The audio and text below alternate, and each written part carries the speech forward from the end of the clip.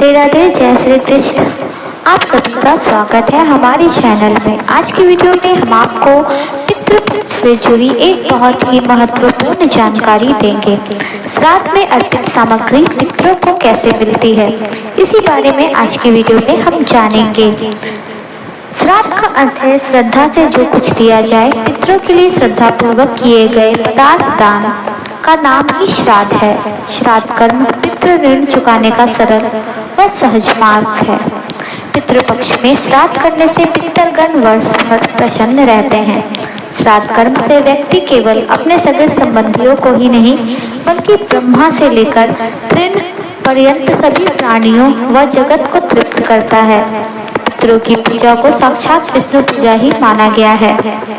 चलिए अब आपको बताते हैं श्राद्ध की वस्तुएं पितरों को कैसे मिलती हैं। प्रायः कुछ लोग यह शंका करते हैं कि श्राद्ध में समर्पित की गई वस्तुएं पितरों को कैसे मिलती हैं। कर्मों की भिन्नता के कारण मरने के बाद गतियां भी भिन्न भिन्न होती हैं। कोई देवता, कोई पितर, कोई प्रेत, कोई हाथी, कोई चींटी, कोई वृक्ष और कोई तृण बन जाता है। तब मन में यह शंका होती है कि छोटे से पिंड से अलग अलग योनियों में पितरों को तृप्ति कैसे मिलती है। इस शंका का स्कंद पुराण में बहुत सुंदर समाधान मिलता है। एक बार राजा करंदम ने महायोगी महाकाल से पूछा, मनुष्यों द्वारा पितरों के लिए जो तर्पण या पिंड दान किया जाता है तो वह जल पिंड आदि तो यही रह जाता है, फिर पितरों के पास वे वस्तुएं कैसे पहुंचती हैं और कैसे पितरों को तृप्ति होती है। भगवान महाकाल ने बताया कि विश्व नियंता ने ऐसी व्यवस्था कर रखी है कि श्राद्ध की सामग्री उनके अनुरूप होकर पितरों के पास पहुंचती है।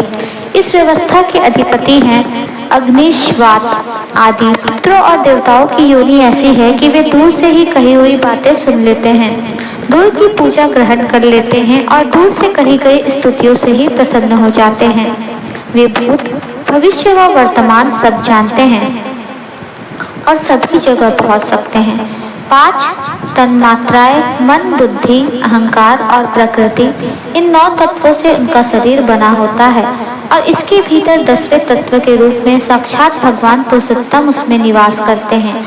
इसलिए देवता और पितर गंध व रस तत्व से तृप्त होते हैं, शब्द तत्व से रहते हैं और स्पर्श तत्व को ग्रहण करते हैं। पवित्रता से ही वे प्रसन्न होते हैं और वर देते हैं।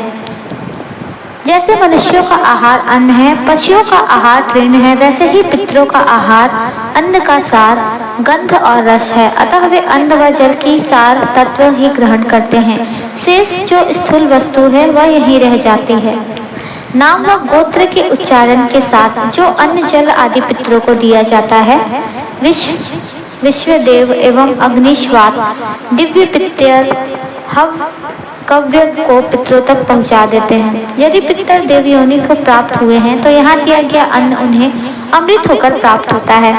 यदि गंधर्व बन गए हैं तो वह अन्न उन्हें भोगों के रूप में प्राप्त होता है। यदि पशु योनि में है तो वह अन्न तृण के रूप में प्राप्त होता है।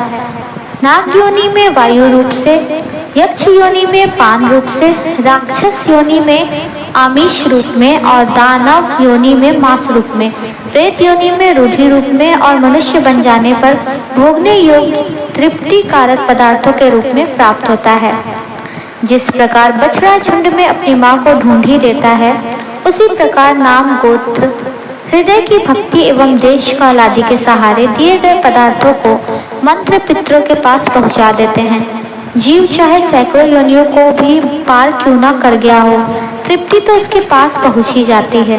श्री राम द्वारा श्राद्ध में आमंत्रित ब्राह्मणों में सीता जी ने किए राजा दशरथ व पितरों के दर्शन। श्राद्ध में आमंत्रित ब्राह्मण पितरों के प्रतिनिधि रूप होते हैं। एक बार पुष्कर में श्री राम जी अपने पिता दशरथ जी का श्राद्ध कर रहे थे। राम जी जब ब्राह्मणों को भोजन कराने लगे तो सीता जी वृक्ष की ओट में खड़ी हो गईं। ब्राह्मण भोजन के बाद राम जी ने जब सीता जी से इसका कारण पूछा तो वे बोली, मैंने जो आश्चर्य देखा उसे आपको बताती हूँ। आपने जब नाम गोत्र का उच्चारण कर अपने पिता, दादा आदि का आह्वान किया तो वे यहाँ ब्राह्मणों के शरीर में छाया रूप में सटकर उपस्थित थे। ब्राह्मणों के शरीर में मुझे अपने ससुर आदि पितृगण दिखाई दिए। फिर भला मैं मर्यादा का उल्लंघन कर वहाँ कैसे खड़ी रहती, इसलिए मैं ओट में हो गई। तो दोस्तों वीडियो की जानकारी अच्छी लगी तो वीडियो को लाइक शेयर कमेंट करिए, चैनल पर नए तो सब्सक्राइब करिए।